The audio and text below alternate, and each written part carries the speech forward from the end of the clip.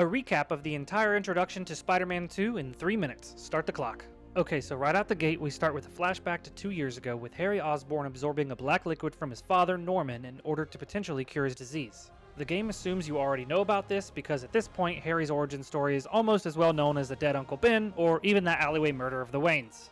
We, the audience, know that this black liquid is venom, and it doesn't look like Harry likes it very much at this point. Jump cut back to the present, where we join Miles in class, and he's having trouble literally defining himself in a college application. Miles' teacher comes bursting through the door, and what do you know? It's Peter Parker! Who would have guessed? Peter barely even starts his lecture, and Miles notices Anakin Skywalker's mortal enemy, Sand, blowing ferociously outside. Awkwardly, Miles coerces Peter into the hallway to totally inconspicuously abandon school and initiate our very first suit-up moment of the game. Transition flawlessly into gameplay, and we've started one of the best intros to a game since Baldur and God of War 2018. Lo and behold, Marco, aka Sandman, has gone crazy and is tormenting the city as most villains in this series do. We throw some stuff at him to forget that we're in a tutorial and give this guy whiplash, saving him and only him from the giant Sandman. We beat up some literally faceless enemies and immediately get swallowed by sand for some manufactured drama so that Miles can save us, and boom, now we're controlling Miles. Use Miles' abilities and Peter's intellect to spray Sandman with some water and shock him into submission. Watch as Miles swaps to the infamous franchise and we chase Marco to a beach where he gets bigger but not badder. Pete gets struck by what I only assumed to be heat lightning generated by Sandy Boy,